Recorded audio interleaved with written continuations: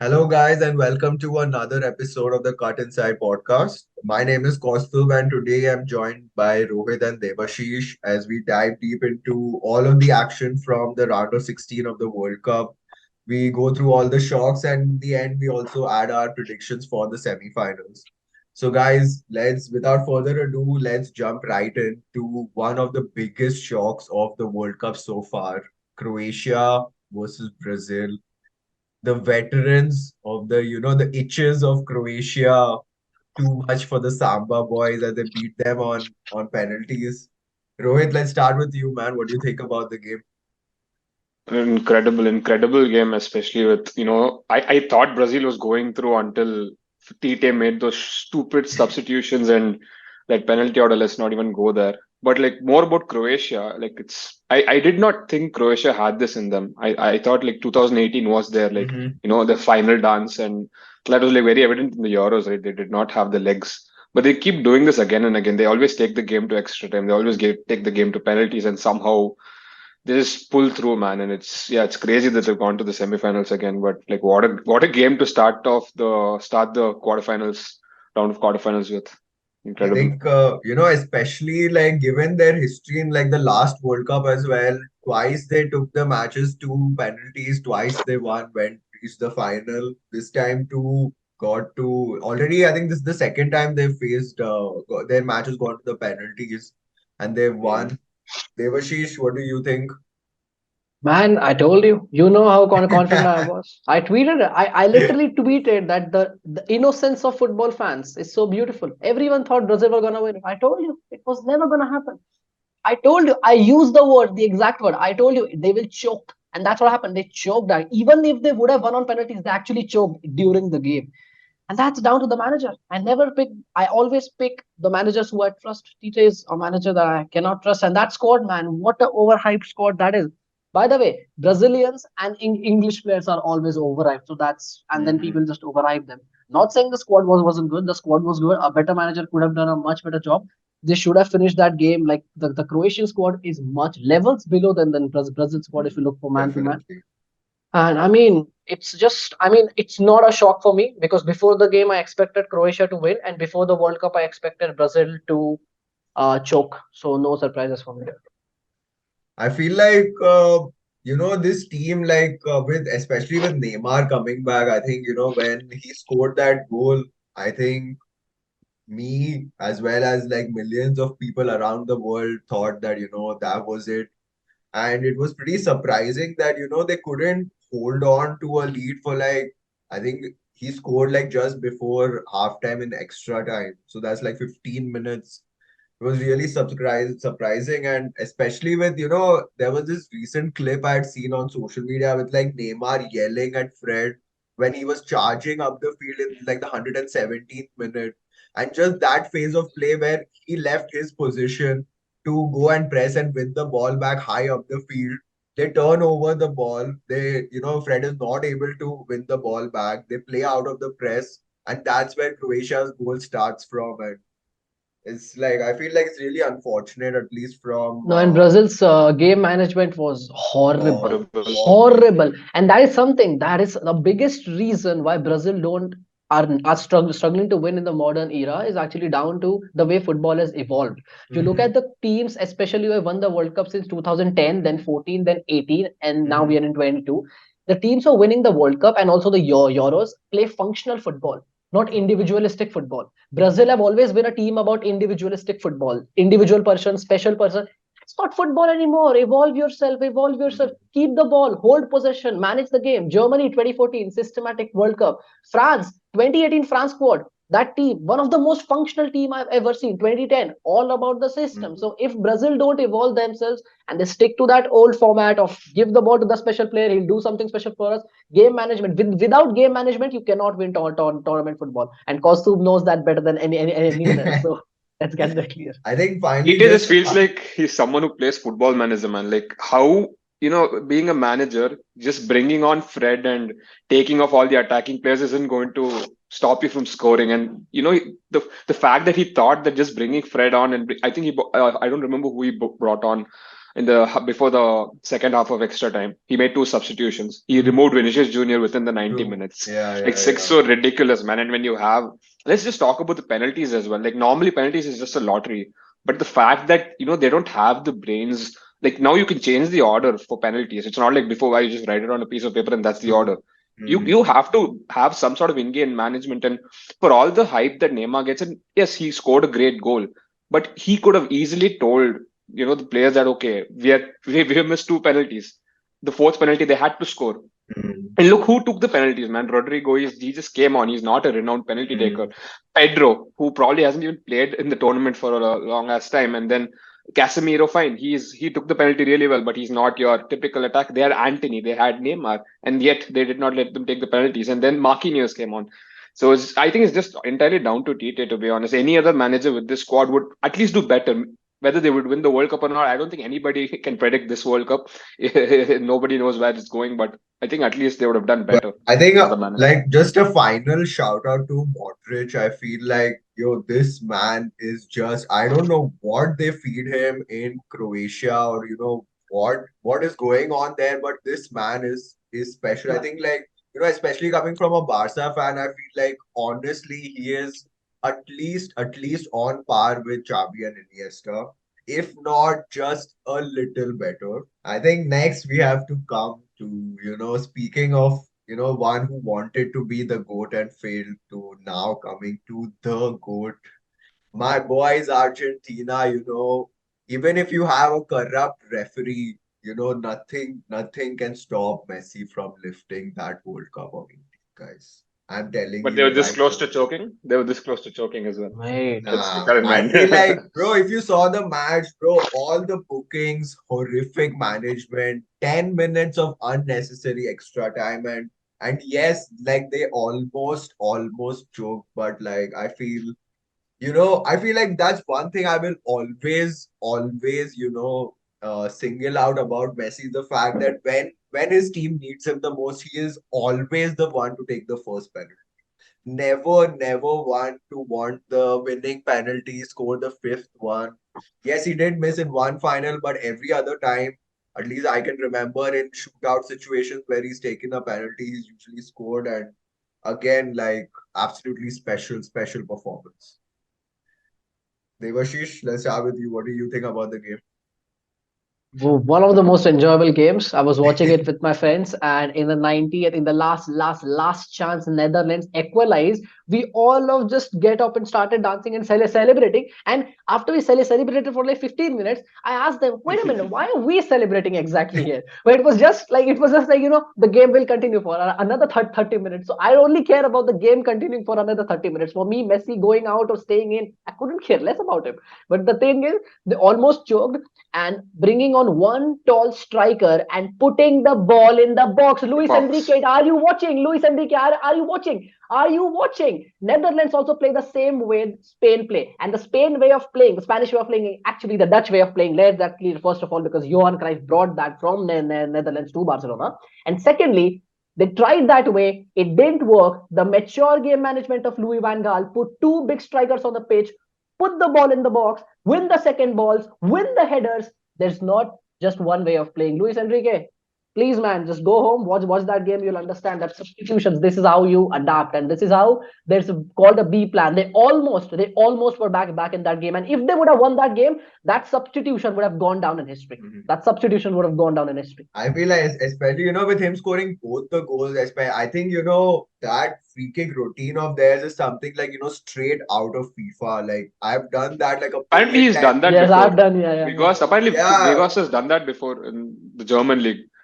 It's Hmm. crazy league, That's no? why That's it's that it's like, worked again. but I think the thing was that the amount of like the balls he Balls. had to do that in such a pressure situation, like it was pretty much the The last last kick of kick the of the game. game where he tried that and it worked out, and it was pretty, it was Actually, Netherlands have lost. That's why this won't be spoken about enough. true, true. But the substitutions were excellent. Like the substitutions were on the money. Just one final thing on Argentina. Like I'd seen this quote from Gary Lineker where he was saying that up till in 2014 when they reached the final, the Argentina team there. they waited for Messi to do something out of this world to carry them through. But this time, I feel like they are really doing everything they can to support him. And whenever like Messi gets crowded out or he's not able to do his magic, there's someone else always in the team to step up and score those chances. Not just Messi scoring and creating and pretty much doing everything. There are like players like for Enzo Fernandez, Mate, Alvarez, De Paul. Enzo Who would Fernandez, man, what can he not do in that midfield? I hit the post in the last minute. That was so close. Exactly. Bro, like I think the simple difference is that Messi is a lot older now, and the team is also a lot younger. Everyone surrounding him. So the age difference, the people who have, the playing alongside Messi, they would have looked up to Messi, 10 Yeah. years ago. So they're like playing for Messi. It's so obvious. Back then, people are not playing for Messi because Messi was a youngster himself, right? He was coming into a team of experienced people like Mascherano, True. Lucas Bilia, and all these people. But now everyone's playing for Messi. Enzo Fernandez, Rodrigo De Paul, McAllister, you name it, the entire back line. It's great to watch. And even like Scaloni changing the system, really brave of him that they hadn't Three at the played back. three at the back. But let's come on to another big, big, big surprise. I think this was probably the surprise of the tournament so far. Morocco. I think, it is like that quote about, Armstrong when he reached the moon. This one giant leap from El Nasseri, a step forward for the entire continent of Africa. I mean, it was absolutely special. Like, especially over here in Paris, like there's a huge Moroccan diaspora living here. So the celebration, the scenes were absolutely crazy with like everyone, every car on the street, hitting their horns, celebrating with their flags. I think it was really beautiful. But guys, what do you think, Rohit? And first of all, I think Santos put on a mask against Switzerland. So the real Santos came back in this game. Proper Santos who can't manage a team to beat players who sit, behind the ball. And but yeah, talking more about Morocco, I think it's better to talk about teams that have actually won rather than the teams that are getting knocked out because they deserve it. Morocco deserves all the applause. It's not that they've just beaten one team and somehow scraped through. It's not like England of 2018 where they beat Sweden and then they beat Panama, whatever. I don't know. But Morocco has beaten Belgium. Morocco has beaten Spain. Morocco has now beaten Portugal. And people are again saying France is easily going to thrash them. Come on, watch out, man. These guys have had injuries, so many injuries in the team, so many suspensions, and they're playing as unit. And it's crazy, man. Massive respect to Morocco, and I just hope they somehow pull off an upset. Well, excellent performance, you know. And this World Cup, whenever I watch international tournaments, especially World Cup, not really your European Cup because that's not where I belong, but the World Cup because it's like whenever I watch people of their countries supporting their countries and crying, and it makes me feel so jealous, man, so jealous because I want to do that for India. I mean, tears. I'm crying right now. But I want India in these tournaments, man. Like watching Morocco, it just makes me happy, but makes me feel jealous as well. I want to do all of that. I'm not jealous when Indians are supporting some other country. I'm then thankful. Oh my God, I'm not one of them at least. I don't have to pretend my love for Messi, Ronaldo, name. I don't give a shit about any of them. But I don't know. Yeah, but I want my country in there. But Morocco, man. I mean, a unit, another very functional team.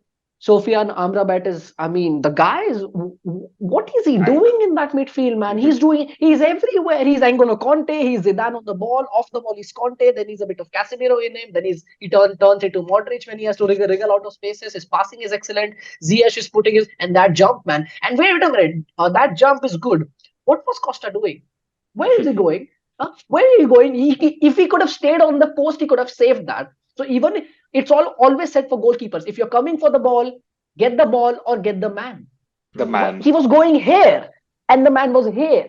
And Hmm. I don't understand these kind of mistakes at that level. But again, no, we can't take it away from Morocco. They defended it brilliantly at the end without their captain, without their main centre back Roman Saiz. Which when he went out, I thought now Morocco could concede because Ronaldo is on the pitch and they're throwing balls into the box. He's not there. The leader is not there. But just brilliant defending, man. Excellent defending. And coming to finally, speaking of France, what a win! Like, what a win! I think I was here in one of the bars with my friends watching the match, and the atmosphere was absolutely insane. I think with everyone backing the team, there was just it was a little unfortunate that Kane missed that penalty, but What do you think, guys? I think France, yeah, really, really good showing, at least in my opinion. What do you think, Rohit? Before the tournament, I didn't like France. I didn't like England. Right now, I like England a little better and France a lot lesser. And Hmm. I just feel like France is extremely overhyped. Their defense was so suspect. The number of chances that they conceded, the way Bellingham and Saka were ripping the defense apart. Saka should have had way more fouls if the referee was actually wearing glasses and not, sleeping in the game. But Hmm. great performance, great game to watch. First of all, France just nicked it. Fine, fair enough. Knockout tournaments, you don't necessarily need to be the better team. You just need to get the result. You need to be clinical. And Giroud, man, what a player! He's been underrated his entire career, and what a finish that came out of nowhere. He had a chance a minute before that with Hmm. his left foot where he could have scored a volley. It would have been sensational. And people are criticizing him already, saying, "Oh, because of Benzema." And within 1 minute, he responded with an even better finish with his head. That's incredibly hard. Finishing with your head, doing all these scorpion kicks, fine. It may seem glamorous, but that finish was spectacular in a game where Mbappe wasn't doing too much. He did okay. Griezmann was the star of the show. What a performance, man! I think he had 100% pass accuracy. And where is this player in the in the La Liga? What happened to this Griezmann? Like it's spectacular how when he comes for France, he just turns the corner and becomes such a good player. And yeah, just good performance, good game feel for England. But I don't think it's like it's not a massive loss for them. They can come back next year. You win some, you lose some. That's literally it. You can't feel bad about these sort of games. You missed the penalty. They had spectacular finishes. Even if your coach is Pep Guardiola, even if you have the best coach in the world, you're not going to do anything about that. Just that just happens. Devashish? England played well. They played very, very well. It might not look well on the eye test, but Hmm. like more shots on target, more shots on target in the second half, more tackles, more interceptions. They had, I think, almost double the amounts of progressive passes compared to Hmm. France. And what was the referee yesterday doing? Because when I was watching the game during that first goal, Saka was bamboozled by Upamecano, and that's fine. No, actually, no, how is that fine? The First way of all, that around. goal, yeah, that should have been a foul, and the first goal Yeah. should have happened first of all. And why do you need VAR for the second penalty? Like, that's a rugby challenge. That's a rugby challenge. You need VAR for that. And then we cannot blame, of course, we cannot blame Southgate. I think Southgate in this game is culpable for only one thing. And I think I want to have a very small conversation with the arrogant and very arrogant England fans who think that they are in the same category as Brazil, Germany, and Italy. No, you're not. Hmm. So I just have one conversation. You wanted a back four, you got a back four. You wanted Foden to play in a big game, you got Foden in a big game. You got Bellingham in a big game. Harry Kane missing a penalty, your national treasure man missing a penalty is not down to So Spurs of Southgate. him. And referee making unbelievable mistake is not down to Southgate. So I think Southgate is culpable for just one thing in this whole game. I think his substitutions could have been better and Yeah. slightly quicker. So sending Yeah. Sterling is probably wrong. He could have sent Grealish instead of Sterling. But again, these are very small mistakes. Kane should have scored. Referee should have seen the foul. So many people have not done their job properly. And I think the one man who actually did, the two people who actually did their job properly were Southgate and Didier Deschamps. They got the teams out. The teams played well. So this is one time I think when England have gone out. I'm struggling to blame Southgate for this one because I think he got almost everything right. Substitutions could have been better, should have been better by other way. But I think when your star striker who never miss, I actually cannot remember the last penalty Kane missed. He's so good at it. I cannot Hmm. remember the last penalty he missed. He just scores them. But this shows, man, what pressure can do to you. I think there's the He, circumstances, right? Like him already having taken the first penalty against his club teammate, his captain, and then Hmm. taking the second. Like you a could lot see of it when he struck the ball.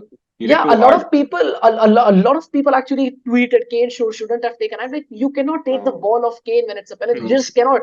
Like, I mean, as wrong as it might sound, if India have a penalty and Sunil Chhetri is on the pitch, Yeah, everyone he's has to taking it shut again. their Yeah. mouth up. Hmm. And by the So way, who yeah, else would Chhetri have would have taken it? scored that penalty. Nobody else would have taken it either. I don't think anybody else is on the pitch has that great a penalty. People are saying Mount should have taken a penalty. Mount has missed so many penalties for Chelsea, man. You can't. It's Yeah. stupid. I There's think nothing. And that's I I saw a lot of England fans saying Southgate out, Southgate out. I'm like, yeah, first of all, you shut your mouth up because you're not one of the best teams in the world. Yeah, you might be on the paper, but I think in these kind of tournament football, like Champions League as well, I think heritage matters a lot.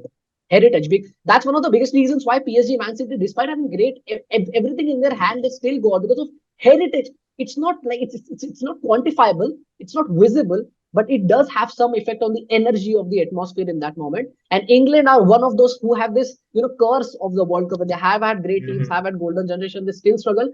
But I think yesterday, your national treasure missing the penalty and then the referee making blatant errors. I think this is the game where you actually credit Southgate for going bold, going hard, dominating possession, creating chances. Of course, anything can happen in one game of football costume. You can verify me here. So I think that's why I think we cannot blame Southgate here for this. Cool. I think that's perfect. I think that brings us to the end of today's episode. Thank you so much for your time today, and we'll catch you next time.